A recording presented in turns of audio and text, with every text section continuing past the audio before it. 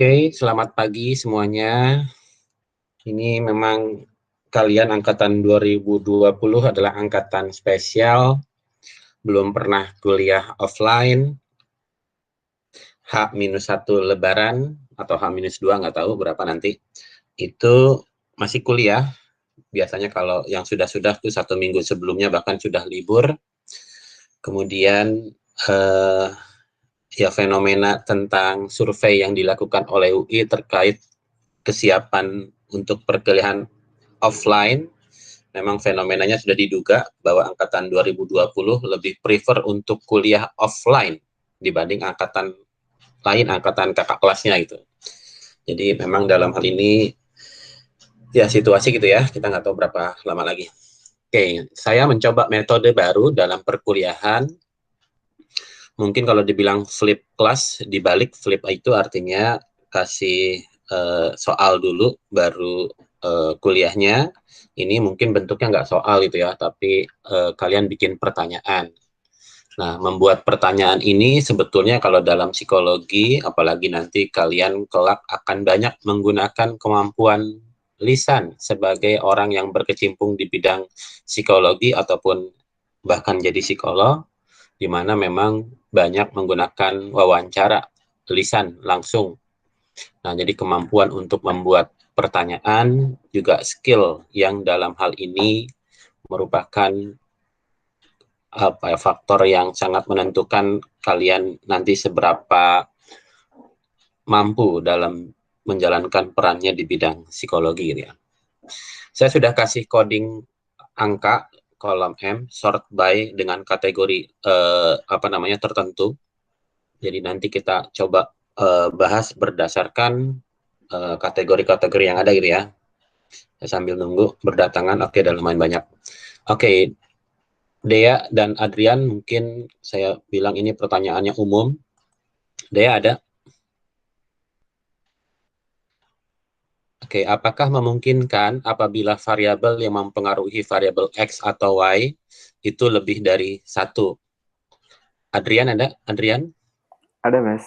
Oke, Adrian, misalkan dalam hal ini prestasi akademis, katakanlah nilai raport gitu ya, kalau IP mungkin kalian belum punya banyak, itu baru cuma satu gitu ya. Menurut Adrian, dalam hal ini prestasi akademis siswa itu dipengaruhi oleh apa saja? Bisa motivasi, Ya, bisa inteligensi, ya ada banyak gitu ya prinsipnya. ya. Ada beberapa variabel lebih dari satu tuh. Nah, jadi dalam hal ini, apalagi di dalam behavioral sciences seperti psikologi, sifatnya multikausal. Oke, pertanyaannya ini, dia udah dijawab ya, dia baru masuk barusan. Adrian, apakah perbedaan penelitian korelasi bivariat, bivariatnya variabelnya ada yang satu variabelnya nominal, di mana genuine dikotomi, misalkan laki-laki dan perempuan, dengan scale. Scale itu misalkan dalam hal ini kemampuan verbal itu ya. Nanti dari tes kemampuan verbal dilihatnya apakah pendekatannya korelasi hubungan antara jenis kelamin dengan kemampuan verbal, atau sebetulnya penelitiannya komparatif, yaitu perbedaan tingkat verbal, kemampuan verbal di antara laki-laki dan perempuan. Jadi dalam hal ini sebetulnya kalau dibilang beda, sebetulnya kalau variabelnya yang satu dalam hal ini mendikotomikan partisipannya, sebetulnya sama saja sih komparatif tadi gitu ya. Jadi nanti juga ada pertanyaan lain, kalau ada hubungan di antara dua variabel, maka sebetulnya bisa dilihat ada perbedaan di antara kelompok satu dan kelompok dua pada yang dibandingkan. Misalkan sekali lagi, dikotomi dalam hal ini genuine dikotominya adalah jenis kelamin.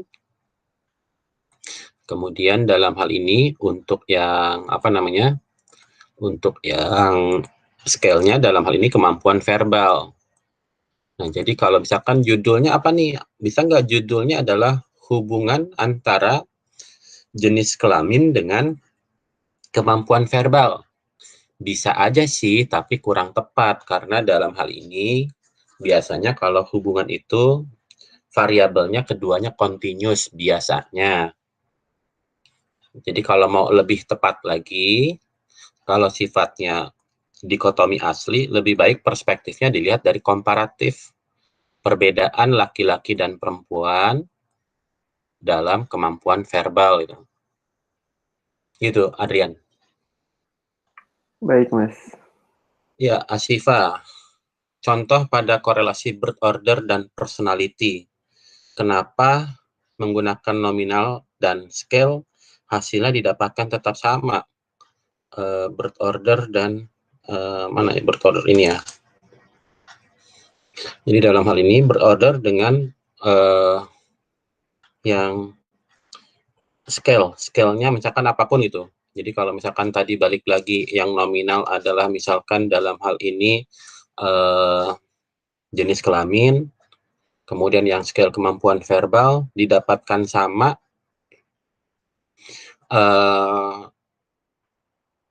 jadi yang perlu kalian ingat, mungkin gampangnya kalau ada hubungan, mungkin gampangnya dari perbedaan dulu. Perbedaan, maka ada hubungan.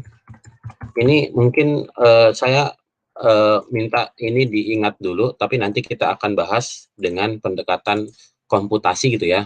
Jadi kalau misalkan dalam hal ini, Adrian, kalau misalkan ini dikotomi asli jenis kelamin, kemudian kalau variabel satunya kemampuan verbal, kira-kira kalau pakai komparatif, analisisnya pakai analisis statistik apa, Adrian? T-test ya, Mas? T-test yang mana? T-test itu ada 4. One sample t-test, independent sample t-test, pair sample t-test, ada 3. Independent sample t-test. Independent sample t-test. Jadi concernnya adalah kalau independent sample t-test itu ada perbedaan. Tapi nanti kita bisa running nih dengan menggunakan hubungan, dengan korelasi. Bahkan korelasinya bukan korelasi poin biserial, tapi korelasinya pakai korelasi Pearson. Nanti hasilnya sama aja. Jadi kita pakai software ya biar ini. Tapi saya hold belakangan karena ini komputernya yang saya pakai yang nggak terlalu kencang. Jadi dalam hal ini hasilnya sama, nanti saya pakai komputasi. Hakim, bahwa skala yang tidak normal, ini maksudnya skalanya skala pengukuran, itu konsekuensinya dalam hal ini mungkin kalau kita bilang salah satu faktor yang mempengaruhi distribusi data tidak normal itu yang paling umum adalah adanya outlier. Jadi kalau misalkan dalam hal ini ada outlier atau bahkan outliers, maka dalam hal ini konsekuensinya dia akan mempengaruhi koefisien korelasi secara secara besar, secara dramatis tuh. Jadi artinya tadinya tidak ada korelasi, jadinya sangat berkorelasi tinggi. Nah, jadi dalam hal ini outlier itu sebetulnya merusak distribusi data. Jadi kalau misalkan dalam hal ini yang saya bilang, ini di kompleks saya lagi ngumpulin THR buat security gitu. Misalkan kita anggap katakanlah setiap 100.000 gitu ya, ada yang nyumbang 100.000, 100.000, 100.000, 200.000, 200.000, 200.000, 300, 300. Nah, dikit nih berikutnya. Terus ada yang nyumbangnya 1 juta gitu. Nah, 1 juta ini misalkan saya potong nih, jangan pakai titik koma gitu ya. Misalkan ada 1, 2, 3, ada 9 orang. Nah, ini tuh jadinya outlier nih. Nah, konsekuensinya kalau terjadi adanya outlier, maka lebih baik diordinalkan. Karena misalkan outliernya, kalau misalkan ini diordinalkan, ini kan Hakim. Ini 3 orang pertama rankingnya berapa, Hakim?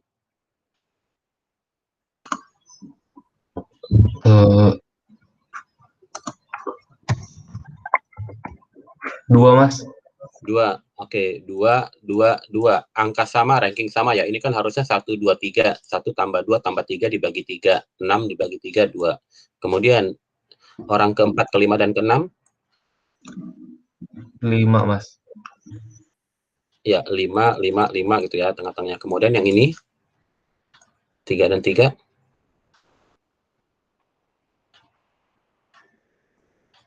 6,5 ya. 6,5 Mas. Ya, 6 dan 7. Ini rankingnya. Kok ini 6,5? Maaf, ini bukan 6,5, 7,5. Ini kan ini udah 6 orang nih. Ini kan udah 6 orang nih. 1, 2, 1 dan 2 itu udah 6 orang kan. Berarti ini 7 dan 8 kan. Antara 7 dengan 8, 7,5 ya. Iya Mas. Oke, ini ranking yang 10, rankingnya berapa? 8 Mas. 9. 9, sorry. Ya, kalau yang 10 ini saya ganti jadi 30, nyumbangnya 3 juta. Rankingnya berapa?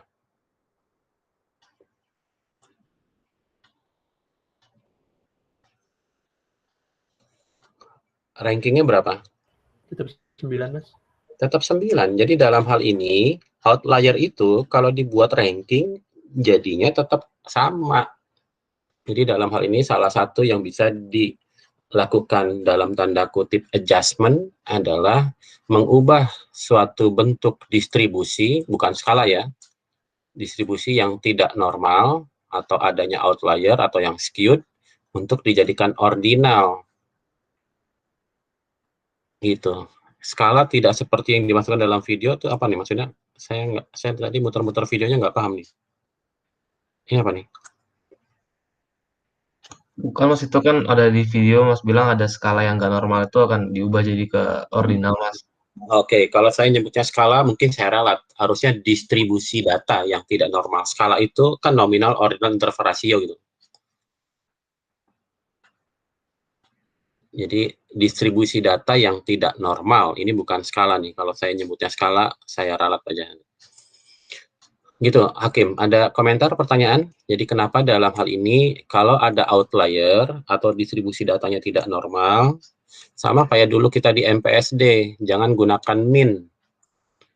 Jangan menggunakan nilai average. Karena akan merusak distribusi. Ini rata-rata jadi berapa nih? Kalau ditambahin mungkin rata-ratanya jadi 12 itu misalkan. Padahal ini kan kalau kita pakai median, maka dalam ini mediannya 2 gitu ya. Jadi kalau distribusi datanya tidak normal, jadikan dia sebagai skalanya ordinal, nanti kita akan mencari median. Median kan diurutkan dulu gitu. Jadi dicari yang dalam hal ini tidak akan tidak merepresentasikan data gitu. Terlebih adanya outlier. Komentar Hakim? Tidak ada Mas, terima kasih. Ya, Hasna, disebutkan bahwa dikotomi buatan dapat didikotomikan. Biasanya nih, ini mungkin berkaitan ya, jika demikian apakah variabel yang datanya normal tidak dapat didikotomikan? Ini pertanyaannya nyambung dengan pertanyaan mungkin nanti, pertanyaan Rizal kali ya. Oke, Hasna, pernah naik lift dong? Pernah, Mas. Pernah nggak liftnya udah penuh? Penuh tuh dalam pengertian kayaknya udah penuh gitu. Penuh tuh mungkin kan sebetulnya lift itu nggak mengenal jumlah orang ya, tapi mengenalnya beratnya gitu ya. Pernah nggak Hasna naik atau ketika Hasna udah di dalam lift ada yang mau naik terus bunyi gitu? Pernah, Mas. Nah, jadi kenapa tuh bunyi? Soalnya udah penuh. Bukan udah penuh, udah berat. Iya, udah berat. Kalau penuh ya tergantung ini. Jadi dalam ini berat yang ada di dalam istilahnya kalau di Inggris itu namanya cars. Jadi agak ini juga sih kalau cars itu apa namanya ruangan di lift. Kalau bis namanya couch. Agak ini juga sih. Ya, jadi dalam hal ini si apa namanya si carsnya atau kamar lift lah itu kamar liftnya itu kan hitungannya sebetulnya adalah berat itu kan continuous. Nah, pertanyaan sederhananya adalah Hasna tahu nggak orang yang terakhir yang masuk lift itu beratnya berapa? Kan kita nggak tahu gitu ya. Jadi dalam hal ini pokoknya dia di atas batasan itu. Jadi dengan demikian kalau kita misalkan dalam hal ini punya apa namanya punya data yang didikotomikan, pokoknya dikotominya dia berat aja. Jadi kalau kita mau nimbang seseorang nggak punya alat timbangan, udah pakai lift aja nih. kapasitasnya 6 orang, terus sudah masuk 5 orang. Kemudian orang ke-6 kalau masuk bunyi berarti dia berat, kalau orang ke-6 masuk dia nggak bunyi artinya dia ringan itu. Mungkin sederhananya adalah apakah penyebaran data yang normal artinya mendekati distribusi normal tidak dapat dikomunikasikan? Dapat. Cuma sayang kalau kita punya data yang continuous itu kayak tinggi badan, berat badan, itu kan angka, awalnya kan berupa angka kan, misalkan beratnya 52, 64, dan seterusnya gitu ya. Ini kan awalnya adalah angkanya banyak gitu ya, ada berapa lah gitu ya. Tapi kalau misalkan kita dikotomikan, dalam hal ini berdasarkan angka 60, maka dalam hal ini untuk orang yang beratnya 54 dia akan katakanlah ringan. Orang yang sifat 64 dia akan dibilang berat. Orang yang beratnya 75 dikatakan berat. Coba Hasna. 4 dan 75 di atas 60 ya. Iya, Mas. Lalu dikategorikan berat. Nah, kalau kita awalnya dalam hal ini cuma dapat ringan atau beratnya, saya hapus ya. Kita nggak tahu nggak yang 2 orang yang berat ini beratnya berapa? Nggak tahu, Mas. Ya, jadi dalam hal ini sayang ketika datanya awalnya continuous lalu dikotomikan. Informasi awalnya itu hilang karena dia sudah masuk dalam kategori atau bahkan kategorinya dikotomi. Cuma dibagi 2, berat sama ringan. Jadi dalam hal ini konsekuensinya adalah kalau kita punya awalnya datanya continuous, kalau bisa jangan dikotomikan. Jangan diordinalkan. Sayang, akurasinya hilang. Misalkan yang ini nih jadi yang outlier ini. Kalau memang ini kan kepaksa karena ada outlier. Tapi kalau misalkan dalam hal ini awalnya continuous dan tersebar relatif mendekati distribusi normal, gunakanlah data aslinya, jangan dikotomikan. Sayang. Jadi dalam hal ini ketika kita melakukan analisis data, kalau datanya normal jangan dikotomikan. Gitu Hasna. Baik, terima kasih, Mas. Ya, Raihan, nanti saya jawabnya dengan yang shading kuning ini ya, nanti dengan pengolahan data. Jadi saat menghubungkan 2 variabel, maka dalam hal ini pakai analisis nanti perbedaan dan analisis hubungan. Nazlah Hanan, ada? Ya, dampak buruknya tadi akurasinya hilang. Jadi kan dikotomi, tadinya kilogramnya ada, tapi kita dikotomikan karena alat ukur yang kita punya hanya lift. Padahal kalau timbangan kan mungkin gampang gitu ya. Atau kalau di Nazlah ada? Nazlah Hanan? Ada, Mas. Ya, pernah ke Dufan nggak dulu? Pernah. Ya, biasanya Dufan itu syarat yang biasanya dipakai untuk boleh menaiki suatu wahana apa biasanya? Tinggi badan. Tinggi badan. Tinggi badannya kan memang dalam hal ini ada patokannya gitu ya. Patokannya biasanya angka sentimeter. Tapi kan bisa aja. Kan itu sebetulnya pakai ini kan. Pakai kayak istilahnya palang gitu ya. Walaupun ada angka sentimeternya. Nah, jadi kalau misalkan patokannya palang, artinya kalau dia mentok kepalanya ataupun mungkin lehernya, artinya dia tinggi kan, melebihi batas minimal tinggi badannya gitu ya. Ya, Mas. Nah, jadi dalam hal ini kan itu awalnya tinggi badan, tapi dikotomi buatkan dengan cara dikasih palang. Dampak buruknya, akurasinya nggak tahu sebetulnya ini sentimeternya berapa. Karena untuk wahana Dufan nggak butuh angka sentimeternya berapa.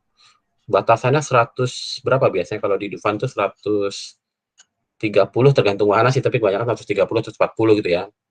Karena kan terkait dengan keamanan juga gitu ya. Nah, kemudian kalau misalkan dalam hal ini tinggi badannya misalkan 170, nggak perlu dibutuhkan angka 170-nya. Karena pokoknya dia lewat batas tinggi badan. Nah, masalahnya kan penelitian itu kan tidak sesederhana pengukuran tinggi badan itu ya. Biasanya variabel-variabel psikologis yang kan kita lakukan nih. Jadi sekali lagi, kalau bisa, kalau tidak terpaksa karena ada outlier, jangan didikotomikan karena akurasinya berkurang.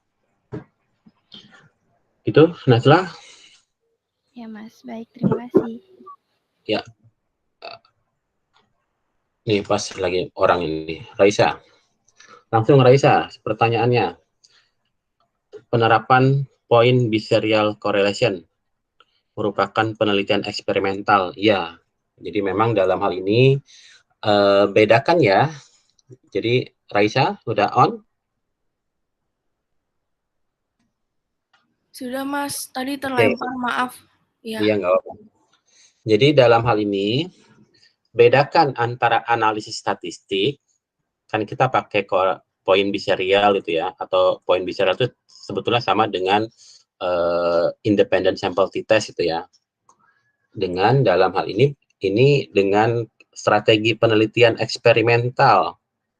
Lalu dengan non-eksperimental. Jadi sebetulnya kalau dibilang bahwa independent sample t-test itu bahasnya untuk yang non-eksperimental aja bukan? Enggak, untuk eksperimental pun bisa. Jadi bedakan antara nama analisis statistik dengan strategi penelitiannya. Apakah dia korelasional, apakah dia eksperimental, apakah dia non-eksperimental. Itu jadi sebetulnya analisis statistik bisa dipakai kapan saja. Tapi strateginya nanti terkait dengan masalah apakah ada kontrol tidak terhadap variabel extraneous, kemudian IV-nya dapat dimanipulasi apa enggak. Nah, itu yang membedakan antara eksperimental dengan non-eksperimental. Gitu, Raisa? Baik Mas, terima kasih Mas. Yes, Vincent. Apakah mungkin jika suatu penelitian diolahnya dengan poin biserial dengan repeated measures ANOVA? Jawabannya tidak, Vincent, kalau ini. Kalau poin biserial, pastinya ini contohnya kayak laki-laki dan perempuan, Vincent. Jadi kelompok pembaginya memang betulan orang yang berbeda. Ada batasan yang berbeda, ada poin. Jadi dalam hal ini sifatnya kalau repeated measure itu, dalam hal ini, namanya juga repeated measures. Satu kelompok orang diukur 2 kali atau lebih. Repeated measures, 2 kali atau lebih repeated measure. Kalau ini orang cuma diukur sekali. Yang untuk yang pembaginya, yang poin biserialnya, dia laki-laki perempuan. Itu kan pengukurannya boleh dibilang ya hanya sebagai yang membagi partisipannya menjadi 2 kelompok, yaitu laki-laki dan perempuan. Variabel satunya kan diukur cuma sekali, misalkan tadi kemampuan verbal. Sementara kalau yang repeated measure, contohnya mau laki-laki kek, mau perempuan kek, dikasih huruf K, lalu dikasih huruf R, lalu dikasih huruf W, ataupun huruf yang lainnya. Jadi semua orang menjalani semua pengukuran yang sama. Kalau ini kan enggak, pembaginya laki-laki perempuan. Untuk kemampuan verbal, memang iya, tapi kan bukan diulang, cuma sekali. Dikasih 1 tes kemampuan verbal. Ya, Vincent, komentar. Soalnya ini pertanyaannya juga agak absurd. Maaf Mas, saya maksudnya independent measures Mas, salah saya. Ya, oke. Ya, kalau gitu jawabannya ya tergantung perspektifnya. Kalau poin biserial kan pendekatannya korelasi. Kalau yang independent measures itu komparatif. Ini sama seperti pertanyaan yang Adrian nih tadi nih. Ya, itu Vincent. Baik, terima kasih Mas. Ya, Rizal. Apakah bisa continuous menjadi variabel dikotomi? Bisa. Resikonya akurasi. Mungkin tadi sudah dibahas juga. Jadi dalam hal ini sebetulnya bisa aja didikotomikan. Misalkan kalau kita bilang apapun yang continuous, misalkan tinggi badan, kita bisa dikotomikan dengan masalahnya patokannya apa, berapa, dan buat apa sih. Kecuali kalau kita memang mendapatkan datanya awalnya sudah dikotomi. Kalau kita punya datanya awalnya continuous, kalau kita mau cek uji normalitas data, lalu ditemukan tidak normal, baru deh kita coba untuk dikotomikan. Kalau enggak juga jangan dikotomikan dulu, urutannya jangan dikotomi langsung. Kalau misalkan dia continuous, pengennya pakai korelasi Pearson. Tapi kalau misalkan dalam hal ini tidak terdistribusi normal, jangan langsung dikotomi. Tapi kita coba pakai ranking, supaya jadi korelasinya Spearman. Kalau nggak bisa juga, barulah kita pakai korelasi yang bentuk lain. Misalkan dalam hal ini namanya tetrakorik gitu ya. Memang kita nggak bahas tetrakorik, tapi dalam hal ini kalau dikotominya buatan namanya tetrakorik ataupun yang biserial. Kalau yang point, mana tadi? Kalau yang point biserial itu pastinya genuine dikotomi. Kalau misalkan yang biserial correlation itu dikotominya dikotomi buatan. Itu Rizal, komentar? Udah cukup sih Mas, sudah menjawab. Terima kasih. Oke, ini blok 1 nih. Sekarang blok 2. Silakan blok 1. Blok 1 itu tentang datanya tuh. Ada nggak pertanyaan terkait data ataupun konseptual, kalau kita mau merunning apa, datanya seperti apa. Oke, Almira, untuk mengukur dua variabel dan mengontrol variabel ketiga, efektif menggunakan partial atau semi-partial correlation. Oke, kita bahas dulu Almira dari perspektif ini nih, perspektif istilah gitu ya. Partial kadang-kadang suka ketuker nih dengan part. Kalau multiple gampang lah. Kita bahas dulu part sama partial itu ya. Dalam analisis, apalagi di dalam bidang behavioral science, korelasi itu notasinya X dengan Y. Hati-hati, ini panahnya 2 ya, ujung panahnya 2. Jadi dalam hal ini ada dipengaruhi oleh variabel yang lain. Variabel yang lain misalkan kita cuma ada 1 gitu ya, variabelnya P gitu ya. Nah, pertanyaannya adalah P ini berhubungannya dengan variabel X saja atau juga dengan Y? Kalau dengan salah satu variabel, mau X atau Y, maka namanya part correlation. Oke, jadi dalam hal ini part correlation, nama lainnya itu semi partial. Kenapa semi? Semi itu kan setengah gitu ya.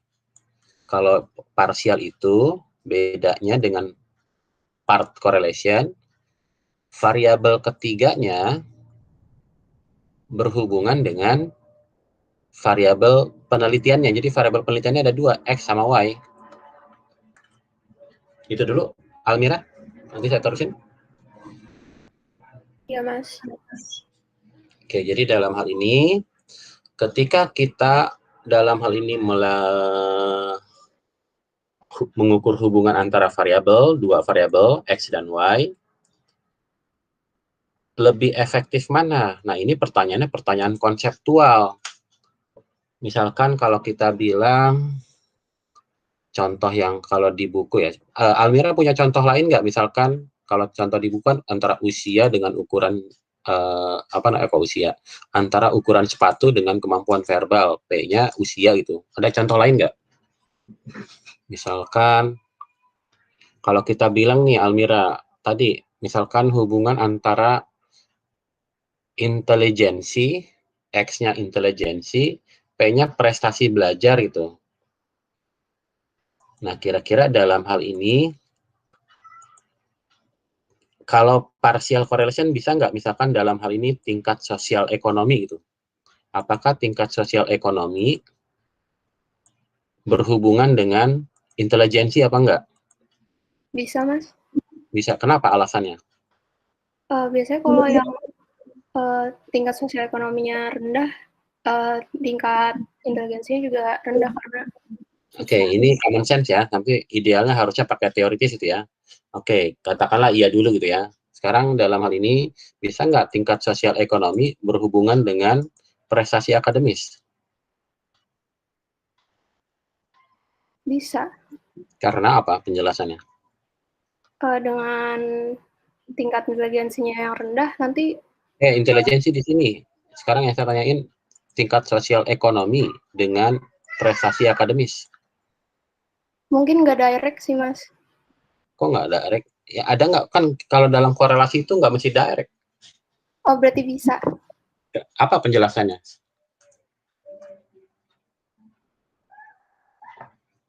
Apa penjelasannya bahwa tingkat sosial ekonomi dalam hal ini berhubungan dengan prestasi akademis? Ya mungkin misalkan dalam hal ini bisa beli buku atau fasilitas belajarnya lebih baik gitu ya. Jadi dalam hal ini kalau misalkan dalam hal ini X-nya adalah intelijensi, Y-nya adalah prestasi akademis, P-nya bisa berupa dalam hal ini tingkat sosial ekonomi. Maka dalam penelitian yang menghubungkan antara tingkat intelijensi dengan prestasi akademis, kita tanyain juga berapa pendapatan keluarganya gitu, income keluarganya gitu misalkan. Tapi income juga sebetulnya agak rancu nih. Income-nya misalkan 10 juta per bulan. Apakah itu tinggi apa rendah? Tergantung, misal jumlah anaknya berapa, tanggungan, misalkan cicilan ada apa enggak, rumah, mobil, atau apa gitu ya. Jadi dalam hal ini belum tentu.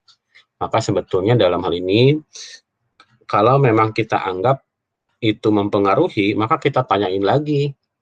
Bisa saja P-nya lebih dari 1. Misalkan rata-rata jumlah penghasilan berapa, kemudian tanggungannya berapa, hutangnya berapa, atau ada nggak cara lain misalkan kalau menurut Almira untuk mengetahui tingkat sosial ekonomi seseorang tuh gimana? Ada nggak cara lebih baik lagi? Kalau pendapatan, mungkin orang perlu tahu juga hutangnya berapa gitu. Ada nggak yang lain mungkin? Pendapatan menunjukkan seberapa sejahtera seseorang apa enggak? Ya kalian belum punya penghasilan, mungkin agak susah jawabnya gitu ya. Ya jadi dalam hal ini mungkin pertanyaannya diganti, misalkan jumlah tabungan gitu, atau jumlah investasi gitu. Nah itu mungkin bisa lebih relevan, tapi ya apa namanya, kadang-kadang orang sisa dari penghasilannya nggak ditabung juga, misalkan dalam bentuk lain itu, mungkin pengertian tabungan itu yang disimpan di bank, tapi kalau misalkan bentuknya aset itu bisa punya rumah, punya mobil, punya apa, itu jadi beda.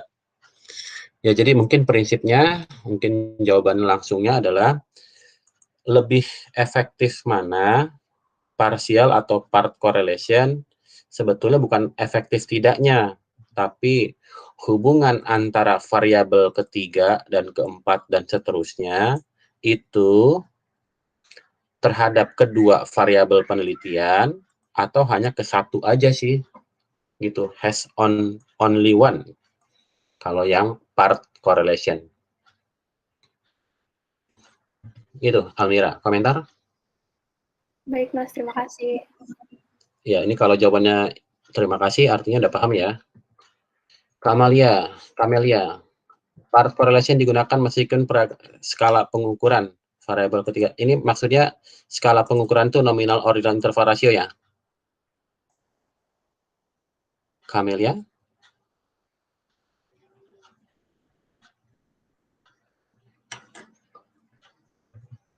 Ada, ini soalnya beberapa pertanyaan mesti dikonfirmasi nih.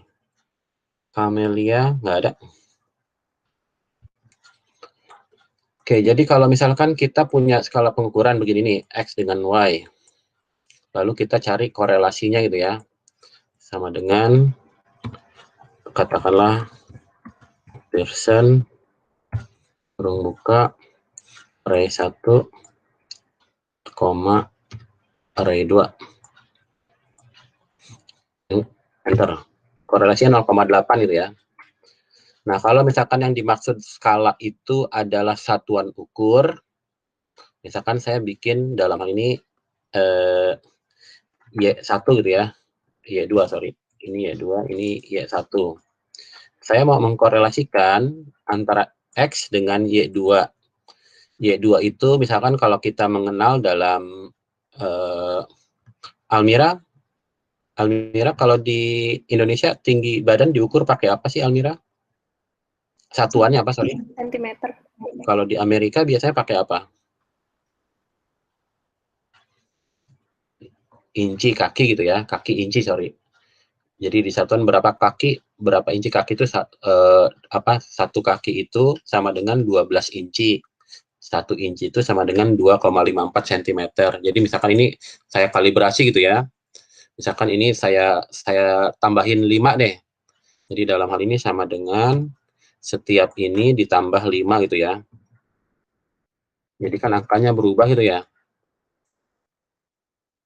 Nah, sekarang saya mau mengkorelasikan antara X dengan Y2. Korelasi antara X dengan Y1 0,8.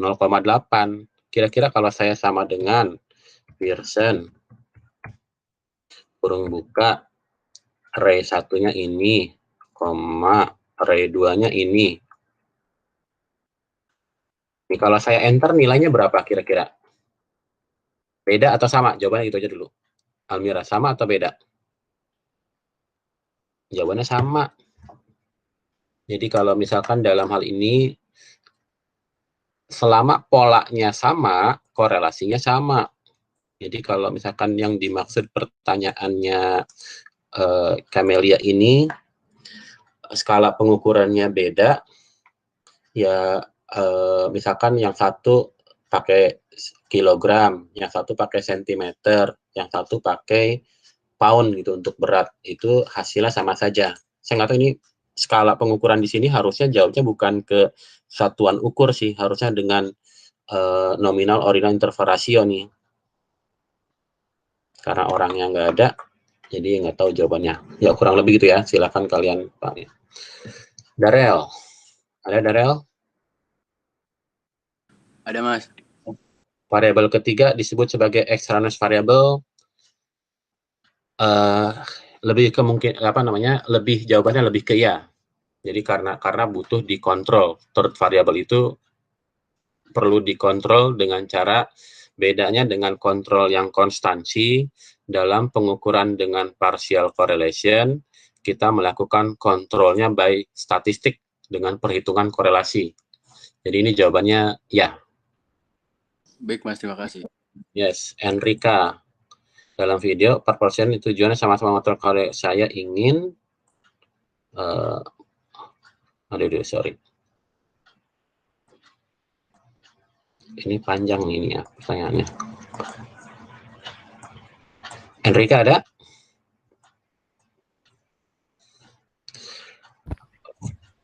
Ya, saya ingin bertanya bagaimana dan kapan peneliti menemukan partial correlation. Ini berdasarkan variabel ketiganya berhubungan dengan salah satu variabelnya atau kedua variabel yang kita teliti. Jawaban sederhananya itu. Apakah keduanya selalu dapat menggunakan variabel yang sama? Enggak.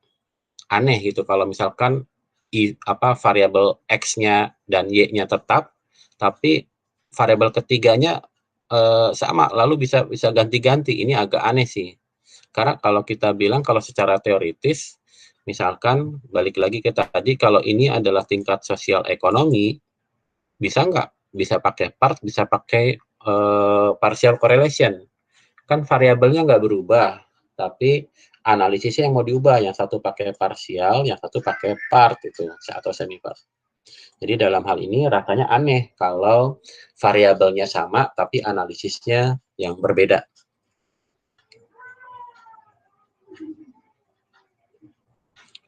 Nah kalau ini contohnya beda nih, parsialnya usia, partnya reading habit. Nah kalau ini beda variabelnya. Ini kan variabelnya katanya sama nih, saya nggak ngerti maksudnya apa nih. Enrika ada komentar penjelasan? Ada, Mas. Ya, Maksud apa saya variabel yang sama itu yang variabel pertama sama keduanya. Iya, X, Y-nya, Mas. Oke. Nah, kalau misalkan seperti itu, dilihat dulu variabel ketiganya, usia atau reading habit, itu secara teoritis atau berdasarkan pemahaman peneliti, itu berhubungannya kedua variabel on both atau only one, itu dia. Jadi dalam hal ini tergantung hubungan variabel ketiganya dengan variabel X atau Y-nya.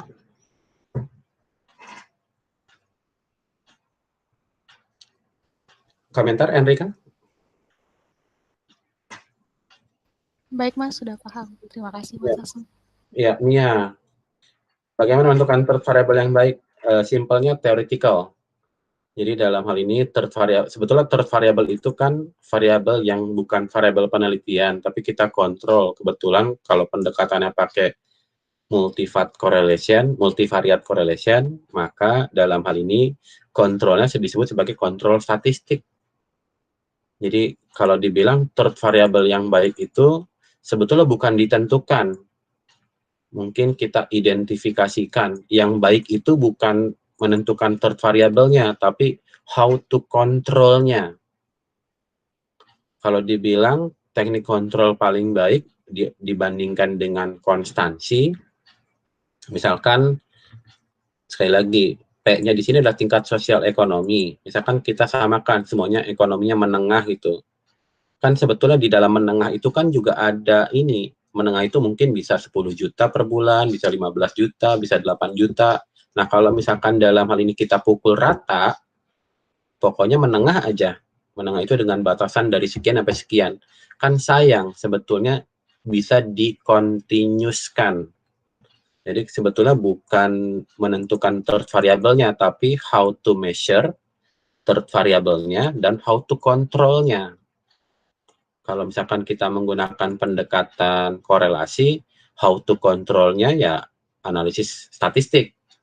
Mungkin kalau dimundurkan lagi, mungkin prinsipnya balik lagi tadi. Kalau bisa skala pengukurannya lebih ke arah continuous, jangan dikotomikan atau jangan dikategorisasikan. Gunakanlah original score-nya. Nah, permasalahannya kadang-kadang kalau orang nulis berapa penghasilan Anda sebulan, kadang-kadang orang kan sungkan gitu ya nulisin angkanya, gaji dia berapa gitu. Tapi lebih baik dalam kategori gitu ya. Misalkan tingkat sosial ekonomi Anda menengah gitu. Gitu Mia. Atau ada komentar dari Mia? Enggak Mas, cukup Mas. Ya oke. Nabila. Pada partial correction hubungan harus dikontrol dengan apakah hal tersebut berarti, nah enggak, kalau spurious itu variabel ketiganya enggak punya kaitan langsung. Jadi kalau kita bilang dalam hal ini, misalkan ini konsumsi es krim, ini musim, ini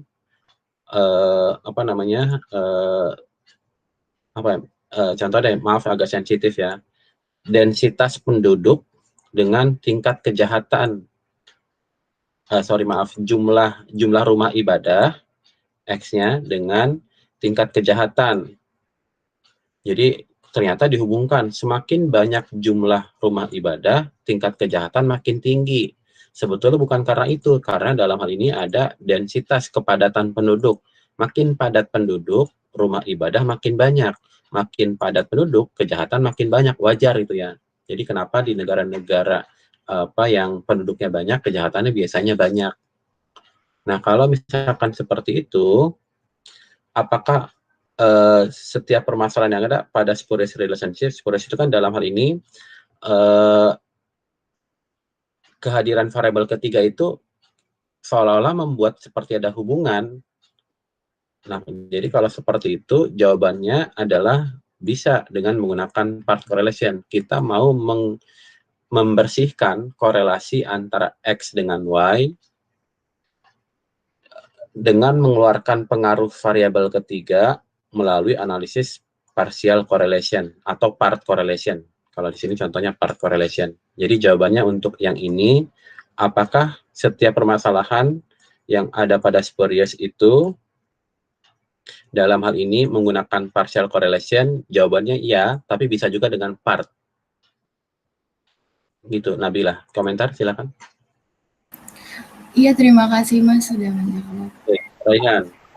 Pada partial correlation terdapat variabel ketiga, bagaimana menyadari? Menyadari itu simpelnya teoretikal itu ya. Jadi kalau kita mau melakukan penelitian, pastikan dalam hal ini kita melakukan dalam tanda kutip kontrol terhadap jangan kontrol dulu. Pertama kita harus mengidentifikasikan dulu dalam penelitian, apalagi behavioral scientist, selalu ada faktor yang mempengaruhi variabel penelitian kita. Nah, faktor-faktor itu kita identifikasikan dulu. Kalau dibilang menyadari, mungkin identifikasikan dulu ya. Taunya dari mana? Literatur. Jadi kenapa di dalam penelitian itu selalu sebelum kita melakukan penelitian, atau istilahnya mungkin bab 3, metodologi penelitian, bagaimana kita menjalankan, kita ada bab 2, tinjauan pustaka. Tinjauan pustaka itu melihat apa yang sudah ditemukan sebelumnya. Di tinjauan sebelumnya itu pasti ada hal-hal lain yang mempengaruhi variabel penelitian kita. Nah, hal-hal lain itu, kalau bukan merupakan variabel penelitian kita, itu kita perlu lakukan kontrol. Jadi dengan demikian, supaya analisis yang kita lakukan nantinya pada penelitian kita hanya memang berdasarkan variabel yang kita teliti, karena hasilnya itu sudah kita bersihkan dari variabel ketiga, keempat, kelima, dan seterusnya dengan cara kontrol. Gitu, Raihan. Baik, Mas. Makasih. Ya, apakah semi parsial selalu memiliki tipe spurious? Belum tentu. Kalau part ya, kalau parsial iya. Karena kan kalau spurious itu kan berhubungan kedua variabelnya. Kalau semi parsial atau part correlation tidak selalu. Yang selalu adalah yang partial correlation. Gitu, Felicia. Baik, Mas. Terima kasih. Oke, Mentari, bagaimana peneliti menentukan penggunaan partial correlation karena sama gitu ya. Ini balik lagi ke sini ya, menentukannya apakah variabel ketiganya berhubungan dengan dua variabelnya, maka menggunakan partial. Kalau hanya berhubungan dengan salah satu variabelnya, gunakan part correlation. Oke, ini simpel ya. Joanna, terkait dengan partial correlation, apakah penggunaan zero order akan mengurangi validitas dari penelitian? Ini pertanyaannya mungkin tidak berkaitan ya antara zero order dengan mengurangi validitas. Dalam partial correlation,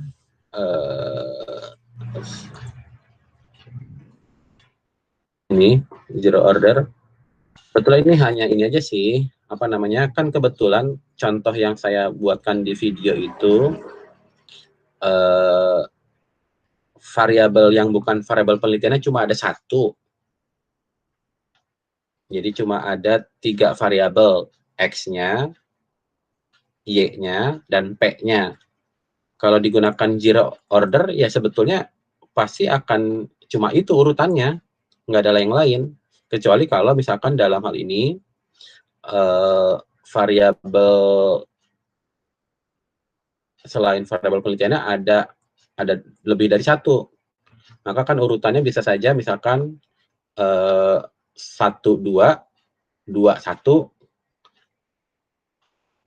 itu kan artinya ordernya, urutannya berbeda. Nah, ini akan nanti berbeda hasilnya.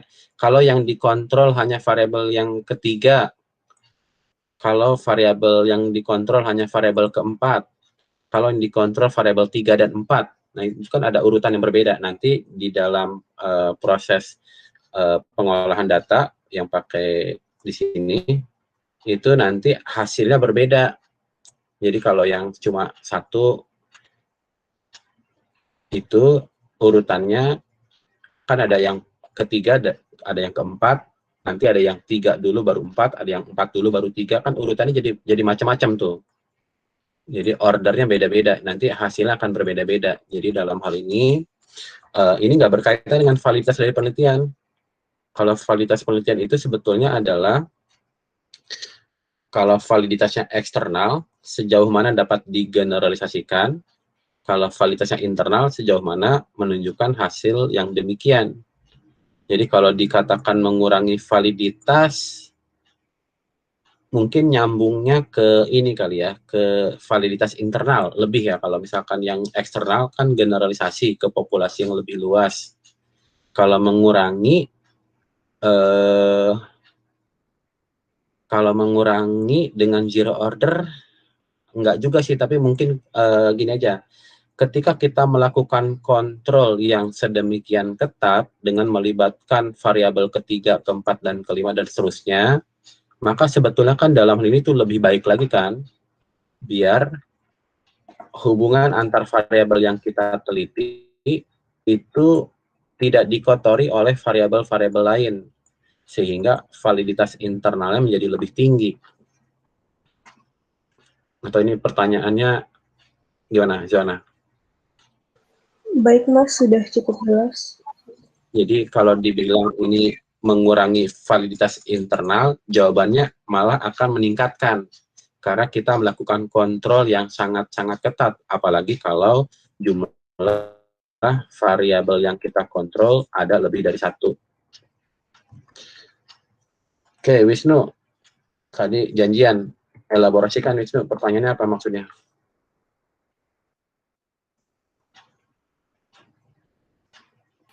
Ya Mas. Wisnu? Ya, Ya, Mas. apa ini? Ya.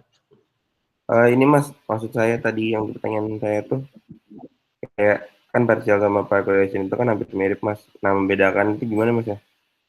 Ya, itu balik lagi sinilah gambar ya.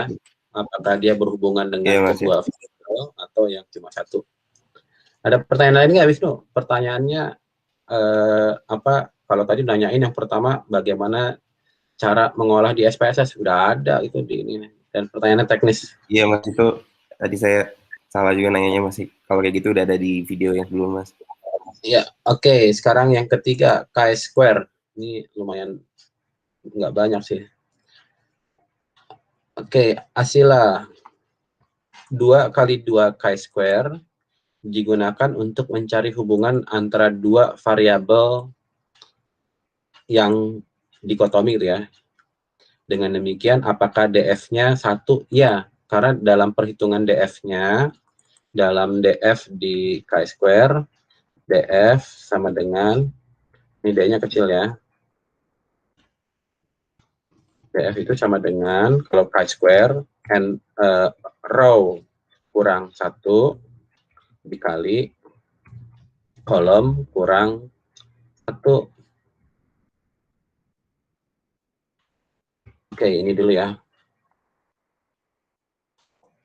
Row itu ada berapa variasi variabel 1, kolom itu berapa, ada variasi kolom 2. Asila ada? Ada, Mas. Oke, Asila. Apa variabel penelitian di sini? Yang lain juga baca ya.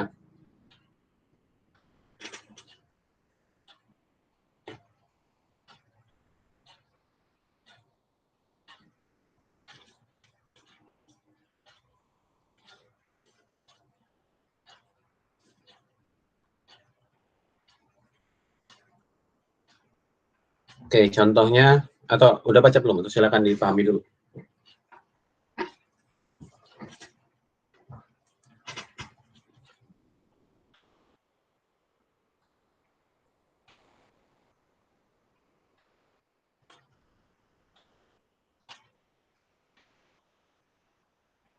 Ya, Asila, ada berapa variabel di dalam penelitian ini?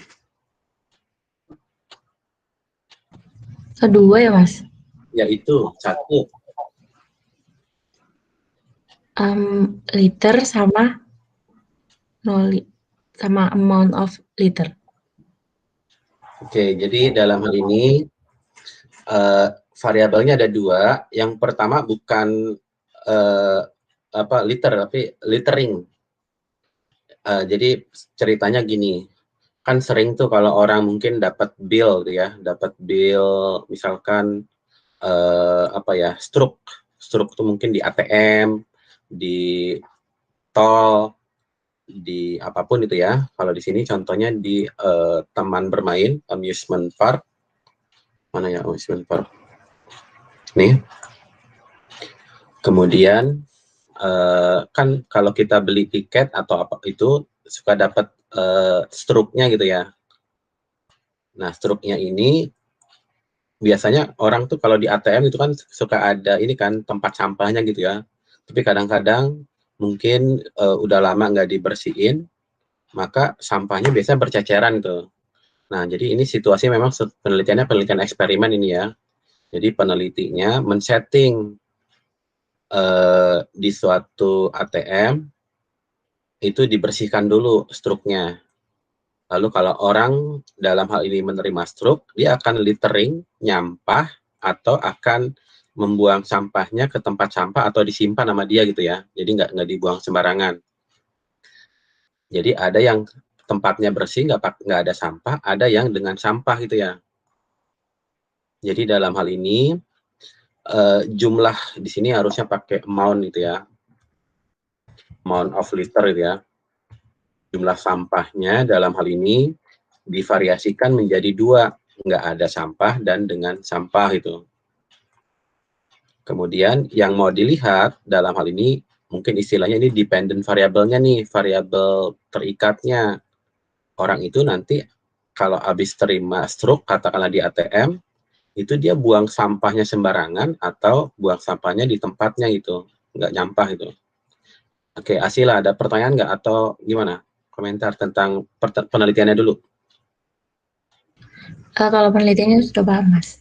Oke, sekarang yang 17 ini orang yang seperti apa? Partisipan yang gimana? 17 itu apa? Terus ya. Membuang sampah, tapi Enggak. tidak di... Bukan, ya, ceritain dulu. Makanya tadi kalau misalkan kamu jawabnya salah, berarti belum ngerti tentang penelitiannya dulu. Jadi kalau nanti kalian mendapatkan ilustrasi penelitian seperti ini, masih tahu dulu nih penelitian itu bagaimana dilakukannya. Oke, 17 itu apa?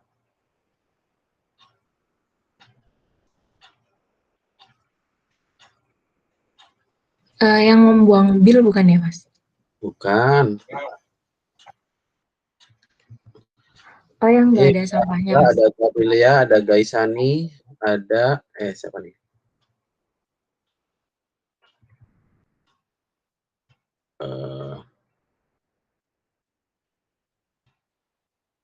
Yang kodenya 3, Gaisani, Sali, Husnu Sifa, Gabriela, sama Asila. 5 orang. Ya, silakan. 17 itu apa?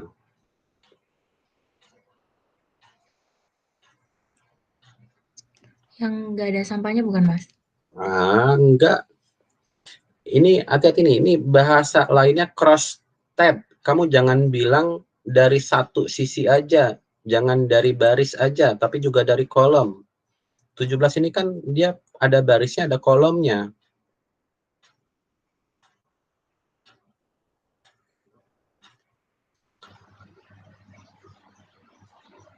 Mungkin orang yang buang sampah tetapi di sananya tuh di lokasinya nggak ada sampah gitu, Mas.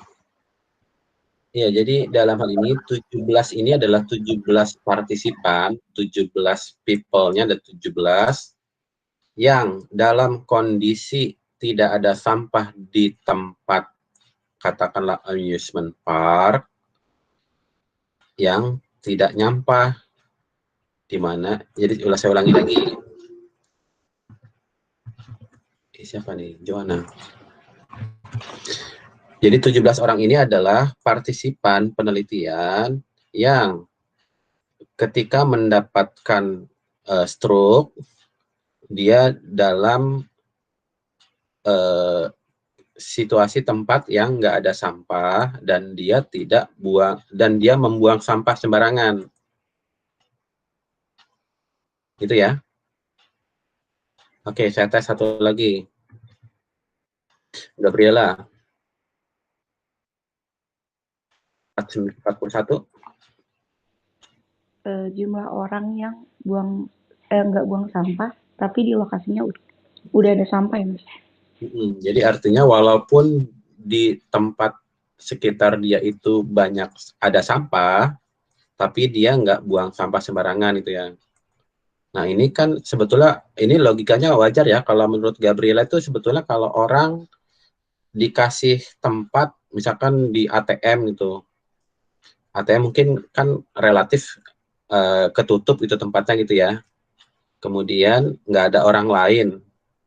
Jadi kalau misalkan nggak ada orang lain, kalaupun ini kira-kira kalau kira-kira mana yang akan lebih banyak. Jadi kalau ini saya hapus, angkanya bukan 41 deh. Yang lebih logis itu. Kira-kira kalau dalam situasi dengan adanya sampah di sekitar, orang lebih cenderung buang sampah sembarangan apa tidak buang sampah sembarangan? Buang sampah, Mas. Ya, jadi ini harusnya lebih kecil itu ya. Misalkan ini dalam hal ini misalkan 24 gitu ya. Ini lebih logis ya gitu ya. Jadi yang kalau misalkan dia udah ada nggak sampah, kayaknya dia juga akan ngerasa, aduh, gue akan ngotorin nih. Jadi dia not littering gitu ya. Jadi posisinya kalau di sini yang diagonal nih, yang lebih ini nih. Komentar ini dulu lah, konseptual chi-square.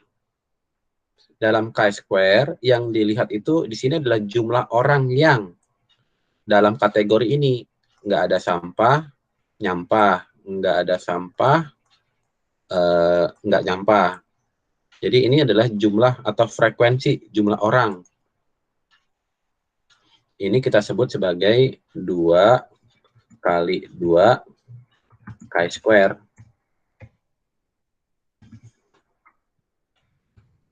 Lebih tepatnya test for independent. Itu. Jadi balik lagi ke sini, maka row-nya ini barisnya ada 2 nih, littering not littering. Barisnya 2 dikurang 1, 1. Kolomnya ada 2, ini nih, 2 kurang 1, 1. Jadi 1 kali 1 sama dengan 1. Bukan selalu sih, karena memang perhitungannya gitu. 2 kali 2 chi-square, karena penghitungan DF-nya R kurang 1 dikali kolom kurang 1. Gitu Asila? Iya Mas, terima kasih. Kalau Gabriela untuk 2 namanya dikotomus itu ya, dibagi 2 gitu ya, variabelnya ada 2, contohnya ini, maka ini kalau 2 kali 2 itu sama dengan P koefisien. P koefisien itu dalam hal ini adalah ya 2 kali 2 chi-square, cuma itu doang. P koefisien adalah 2 kali 2, karena dikotomi dengan dikotomi. Yang namanya dikotomi ya 2, karena korelasi ya 2 variabel. Jadi ini P koefisien correlation. Komentar, Gabriela? Baik Mas, terima kasih. Belum selesai. Ini kalau ini gimana nih? Ini berapa kali berapa?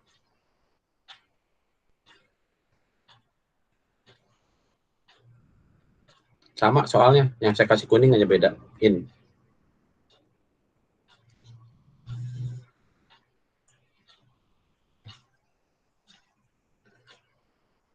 Ini berapa kali berapa? 2 kali 3 Mas. Ya, atau 3 kali 2 bebas, baris atau kolom boleh ditukar gitu ya. Nah, kalau 3 kali 2, 2 kali 3, 4 kali berapa? Kalau bukan 2 kali 2, maka itu chi-square. Jadi, maksudnya dalam hal ini, chi-square itu bukan lebih sering, karena variasinya lebih banyak. Jadi, kalau misalkan 2 kali 2, chi-square. P koefisien juga, tapi kalau bukan 2 kali 2, chi-square-nya tetap, P koefisiennya nggak bisa dipakai. P koefisien hanya untuk 2 kali 2 aja. Gitu, Gabriela? Baik Mas. Ya, nggak bisa nih. Dalam P koefisien, kita memberikan numerical values terhadap 2 variabel.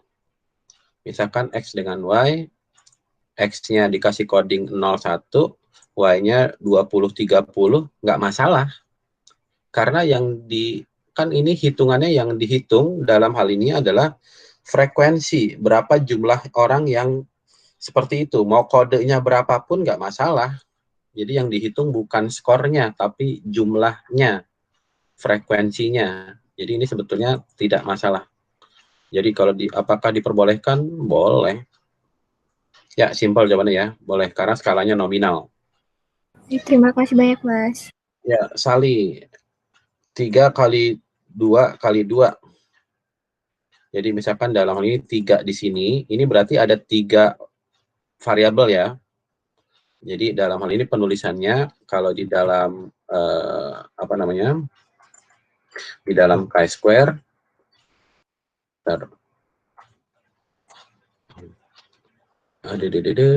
mana tadi?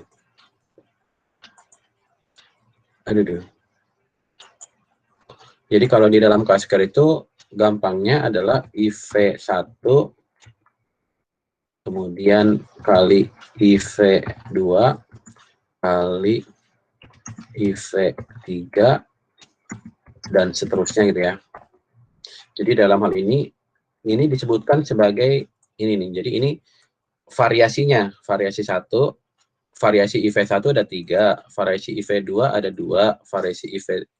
Misalkan kalau di sini, kan ini 3 kali 2 nih. Saya mau tambahin lagi, misalkan laki-laki sama perempuan.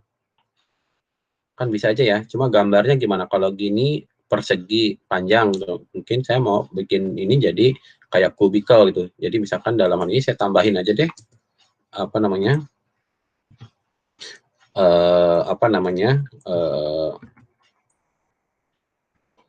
sini mungkin yang male itu, ini yang female ya, biar gampang huruf aja ya. Kemudian yang ini yang not littering juga sama, ada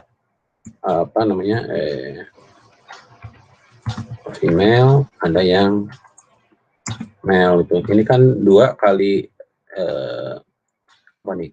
M. Jadi kalau seperti ini, maka kan desainnya adalah 3 kali 2 jenis kelamin kali 2 littering not littering gitu. Jadi bisa aja. Cuma kalau digambarkan mungkin gampangnya ini 3 dimensi gitu. Tapi kalau 4, 5 udah pusing gambarinnya gitu ya. Apakah hal tersebut masih dikatakan dikotomi? Ya, silakan Sali jawab. Enggak, Mas. Enggak, karena ini 3 gitu ya. Ini politomi. Lagian ini variabelnya lebih dari 2. Ini kan variabelnya 3. Pi koefisien itu cuma untuk 2 kali 2 aja. Variabelnya cuma ada 2 kalau pi koefisien. Tapi kalau chi-square bisa banyak. Bisa 3 kali 2, 4 kali 5, dan juga IV-nya bisa lebih dari 2. Kalau chi-square lebih luas gitu. Jadi kenapa tadi ada pertanyaan, apakah chi-square itu kenapa lebih sering? Mana tadi? Mana sih? Pokoknya ada ya, bukan lebih sering sih, tapi karena memang lebih luas, tergantung dari permasalahan penelitian variabel itu kayak gimana. Gitu guys, ini komentar? Ya ini nih, Hunusifa nih jawabannya. Lebih umum, karena lebih luas. Gitu ya. Ya, pertanyaan chi-square ada komentar jawabannya? Ya, aman ya. Andika, R, ini Andika salah baca nih. Ini nulisnya R aja ya, Andika ya. Oke, Mas. Harusnya apa? Harusnya apa? R kuadrat. R kuadrat. Oke. Mana? Ini disebut sebagai coefficient of determination atau effect size. Effect size itu menghitungnya hanya ditentukan oleh size of correlation. Size of correlation itu R-nya. Jadi dalam hal ini nggak peduli jumlah partisipannya berapa, yang dihitung dalam menghitung effect size dalam analisis korelasi hanya based on nilai R-nya, size of the correlation, dalam menilai effect size. Tapi kalau dalam menilai effect size, effect size dalam T pun nanti dilarikan ke R lagi. Itu kalau kita melakukan analisis komparatif, effect size-nya dipengaruhi oleh jumlah partisipannya. Jadi ini dalam hal ini jawabannya pertama komentarnya adalah ini bukan R. Kenapa effect size? Itu kenapanya gitu? Karena apa ya? Pertama karena memang aspek rumusnya. Kedua dalam hal ini kalau kita melakukan analisis komparatif dengan menggunakan T, ada nilai kalau yang dibandingkan itu orangnya banyak, orang di kelompok 1 dengan di kelompok 2 totalnya banyak, itu butuh angka lebih kecil untuk mendapatkan effect size yang sama. Mungkin kalau sekarang tidak terlalu banyak dibahas nih MPSI 1 untuk masalah effect size. Nanti semester depan MPSI 2 itu akan banyak bahas tentang effect size. Saya agak nanggung menjelaskannya karena mungkin biar tidak terlalu banyak ya, tapi yang jelas sekali lagi hasil suatu penelitian kuat atau tidaknya pengaruh terutama IV terhadap DV disebut sebagai effect size. Nah, ketika kita analisisnya menggunakan korelasi, maka nilai korelasi dikuadratkan namanya R², itu effect size. Nah, dalam melihat effect size dengan analisis komparatif itu ada perhitungan tambahan menggunakan selain dari besaran nilainya, juga dari jumlah partisipan. Kok besaran nilainya disebut nilai korelasi? Karena ada dalam tanda kutip, bukan tanda kutip perhitungannya, pakai ini nih, konversi namanya, tabel konversi gitu. Kalau mau coba-coba aja sih, tapi mungkin pahami dulu aja bahwa ini dalam penghitungan effect size. Biasanya dituliskan nih, nanti ada juga yang menggunakan namanya eta square, nanti kalau di analisis ANOVA nanti semester depan. Oke, itu Andika, Dwiki, sama aja pertanyaannya kurang lebih, saya skip ya. Cynthia, Ayu, ada 2 pertanyaan. Dalam video dijelaskan nominal dikotomi, awalnya tidak dikotomi tapi continuous, ya namanya buatan itu ya. Artinya sebelumnya tidak dikotomi. Ada alasan lain selain tidak normal,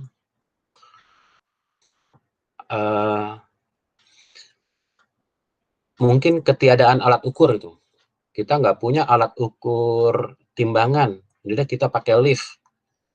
Lift kan tidak menunjukkan angkanya berapa gitu ya, tapi menunjukkan tet bunyi, oh itu yang naik terakhir lebih dari batasan yang dapat diterima. Atau pakai palang untuk tinggi badan, mentok di Dufan, artinya dia tinggi, cukup bisa naik.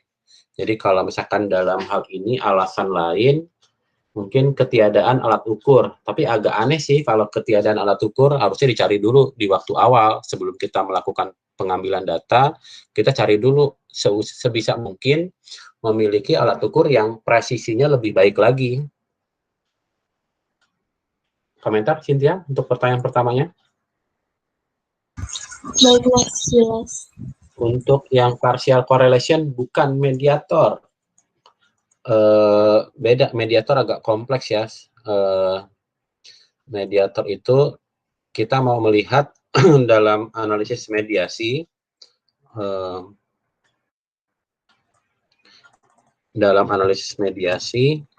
yang mau dilihat itu nanti adanya direct effect dan indirect. Yang mau kita cari tahu apakah indirect effect-nya signifikan. Nah, indirect effect ini bukan parsial. Kalau parsial itu variabel ketiganya kita hilangkan pengaruhnya. Kalau dalam mediasi, ini salah ya, bukan mediator relationship ya, ini mediation. Saya tulisin aja mediation relationship. Itu yang mau kita lihat dalam hal ini kita mau variabel, bukan variabel ketiga juga, menyebutnya merupakan variabel mediator. Itu mau kita lihat apakah dia menjadi perantara enggak, memediasi tidak hubungan antara apa namanya, hubungan antara IV DV. Jadi kalau misalkan dalam hal ini merantarai atau memediasi, maka indirect effect-nya signifikan. Saya nggak jelasin banyak ya karena memang nggak akan nggak akan diulas banyak di UAS itu ya, di kuis 2. Itu Cynthia? Komentar Cynthia? Baik Mas, jelas. Ya, Dwimita, bagaimana cara kita mengetahui bahwa variabel yang diteliti tidak berkorelasi jika menggunakan multivariat? Variabel yang diteliti itu apa nih? Dwimita, maksudnya apa? Variabel yang diteliti itu apa? Ini Mas kan misalnya yang pakai partial correlation, itu kan ada 3 variabel Mas. Terus kan tadinya yang 2 variabel itu tadinya berhubungan, berkorelasi. Ternyata pas ada variabel ketiganya tiba-tiba nggak berkorelasi kan, soalnya kan itu cuma Masnya kan nyebutinnya di video itu cuma beda angkanya doang yang besar sama kecil. Itu ada patokan khususnya gitu nggak sih Mas? Gitu maksud saya. Bagaimana mengetahui bahwa variabel ketiga nih maksudnya ini? Atau variabelnya X dan Y ini? Variabel X dan Y sebelum ada. Oke, variabel X dan Y itu. Jadi variabel itu adalah variabel X dan Y tidak berkorelasi jika menggunakan penghitungan multivariat. Simpelnya dilihat signifikansinya.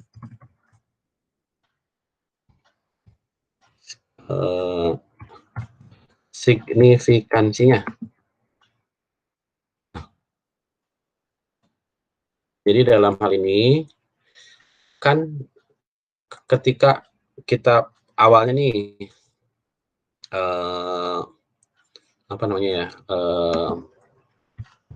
kita menggunakan korelasi X dan Y. Ini kan hanya dari variabel penelitian kita aja nih. Ini kan nanti dilihat nilai R-nya berapa, lalu diketahui signifikan apa tidak. Tapi ini kan yang kita lakukan itu kita sedang melakukan analisis yang melibatkan variabel ketiga, keempat, dan seterusnya. Ini variabel yang diteliti gitu ya. Nah, kemudian ketika kita melibatkan dalam hal ini variabel ketiga, jadi ketika dalam hal ini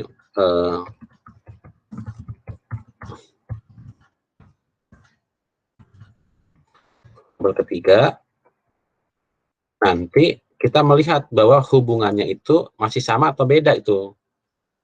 Nah, jadi dalam hal ini yang dilihat yang mana? Dilihat itu yang ini, ketika kita melakukan kontrol. Jadi jangan hanya misalkan ukuran sepatu dengan kemampuan verbal. Nah, itu kan kesannya ada korelasi gitu, signifikan pula. Tetapi ketika dalam hal ini kita menggunakan variabel ketiga, yaitu usia, kan kita ketahuan bahwa ternyata misalkan hasilnya tidak berkorelasi. Ini dalam hal ini bagaimana cara mengetahuinya? Dilihat signifikansinya. Jawabannya itu. Oke, Dwimita gimana? Iya Mas, makasih Mas. Ya, Alfajir, Bagas, Nalareta, Safira 4 belum kirim, tapi ya nggak apa ya, minimal bukan nggak apa-apa. Ini akan saya masukkan sebagai nilai tugas. Nilai tugas kan 5% dari mungkin saya kasihnya udah 6 kali sekarang nih. Jadi katakanlah 1 kali tugas itu 1% nambah gitu ya, lumayan lah gitu ya. Jadi nggak kirim pun sebetulnya pengurang nilainya dikit banget, cuma 1%. Tapi di luar itu yang diharapkan adalah adanya pemahaman tambahan terkait bagaimana kalian melakukan analisis statistik yang digunakan. Kalau di dalam MathPen Stat Inferential 1, 2 itu biasanya urutannya konseptualnya dulu, kemudian baru statistikanya.